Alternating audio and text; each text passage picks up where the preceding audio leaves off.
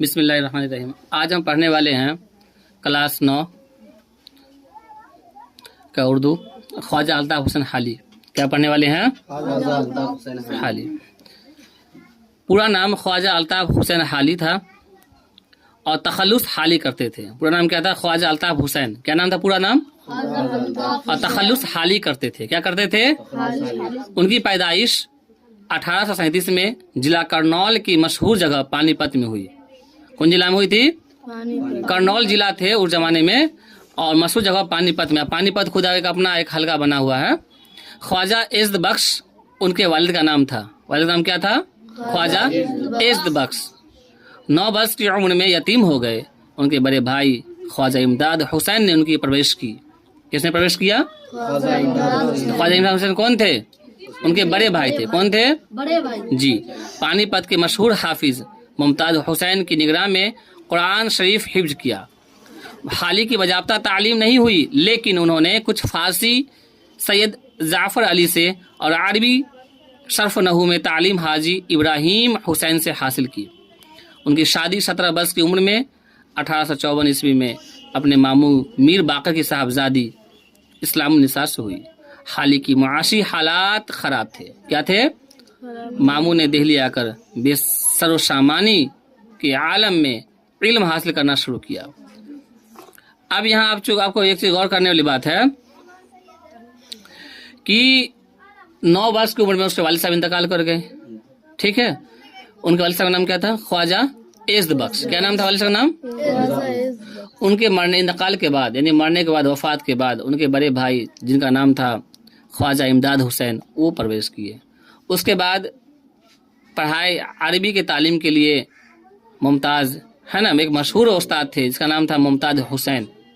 उन्होंने उसका कुरान से हिफ्ज करवा दिया, यानी एक हाफिज बन गए थे वो। और उसके बाद जो है फारसी का तालीम के लिए सैयद जाफ़र अली से मिले, और अरबी सर्फ नहू से मुराद हुआ कवायद ग्रामर। ठीक है। उनके लिए जो है एक अलग उस्ताद मुकर्रर हुए जिनका नाम था हाजी इब्राहिम हुसैन। ठीक है। और रहा सवाल कि जब बड़े हो गए, बड़े होने के बाद शादी जो है, निकाह हुआ अपने ही जो है समझे मामू की बेटी है ना, उसका नाम था इस्लामुन्निसा। क्या नाम था? इस्लामुन्निसा। उनसे हुआ। उसके बाद शादी ब्याह होने के बाद कोई भी इंसान रोजगार की तलाश में है ना, जाहिर सी बात है निकलेगा ही।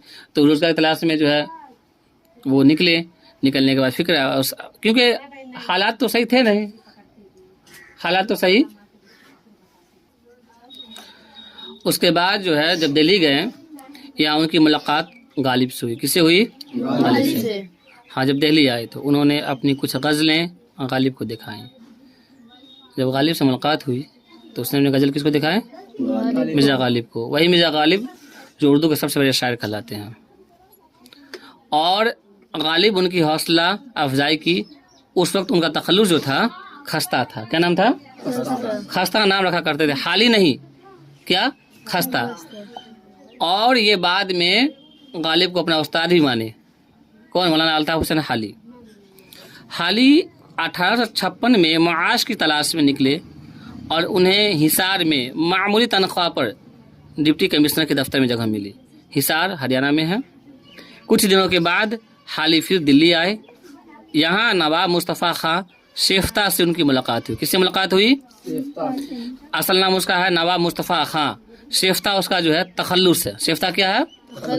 उन्होंने उनसे मुतासिर होकर अपने बच्चों की अतालिकी उनके सुपुर्द की। अतालिकी से मुराद हुआ दाना, हिकमत, एक तरह से उस्ताद, मतलब उस्तादी, मतलब रहबर।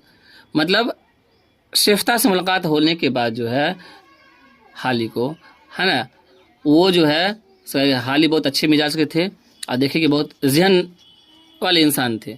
तो शेफ्ता उन्हें उससे कहें कि ऐसा है कि आप हमारे बच्चों को, यानी हमारे बच्चों को कम से कम एक आगे ज़रूर थोड़ा सा पढ़ा दिया कीजिए, अपना मशवरा है ना दे दिया कीजिए, जिससे हमारे बच्चे भी आगे बढ़े। बस समझे। शेफ्ता के इंतकाल के बाद पंजाब गवर्नमेंट बुक डिपो में मुलाजिम हुए। जब शेफ्ता इंतकाल कर गए तो वो काम उसका पढ़ाने का सिलसिला ख़त्म हो गया वहाँ से, और उसके इंतकाल के बाद जो है पंजाब गवर्नमेंट बुक डिपो में मुलाजिम हुए। हाली की नज़मों से उर्दू में नज़म जदीद की राह हमवार हुई। हाली जब नज़म लिखना शुरू किए तो उस टाइम से नया ज़माना उर्दू का जो नज़म होना, समझे, वो उसकी इब्तिदा, उसकी शुरुआत हो चुकी थी। उन्होंने दिल्ली के एंग्लो अरबिक स्कूल में तदरीसी फ़राइज़ भी अंजाम दिए। हाली ने पानीपत में एक लाइब्रेरी भी कायम की। कहाँ कायम की है? पानीपत में। मौलाना हाली अपने दूर के मुमताज़ तनकीद निगार और शायर की हैसियत से शोहरत याफ्ता हैं। उन्होंने उर्दू में तनकीद निगारी को बाज़ाब्ता एक सन्नफ़ अदब की तरफ मुतारिफ कराया। अब यहाँ समझिए तनकीद में क्या होता है। तनकीद से मुराद हुआ बहस, मोटा मोटी समझ लो। तनकीद से मुराद क्या हुआ? मतलब अपने हिसाब से कोई चीज़ को पेश करना, है ना। कोई लोचा में पढ़ करके या आलोचना करके, यानी कोई हिसाब से लिख रखा तो मेरे हिसाब से ये होना चाहिए, है ना। हाली अपना जहन से जो है तनकीद पे मतलब काफ़ी जोर दिए। किस पे जोर दिए? तनकीद में। यानी कोई कहीं पे कोई गलत लिख दिया, अब उससे लग रहा है कि गलत है लेकिन वहाँ चल गया, तो वो तनकीद से लिख करके जो है उसको बताएं कि कहाँ पे तुम गलत किए हो, कहाँ पे आप गलत किए हैं और क्या होना चाहिए, यानी अपने तजुर्बा से। तो उन्होंने उर्दू में तनकीद निगारी को बाज़ाब्ता एक सन्नफ़ यानी एक किताब की शक्ल में, एक राइटर शक्ल में, है ना, अपने आप को अदब में वहाँ खड़ा किए, अदब की तरह, है ना, मुतारफ़ कराया।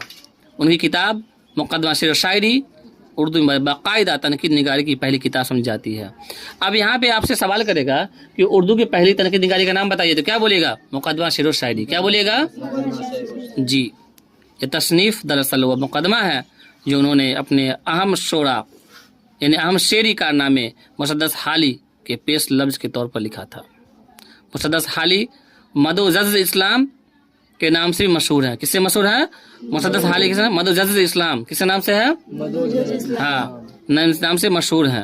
ये मुसद्दस सैयद की इस्लाही तहरीक से के नतीजा में तख्लीक किया गया।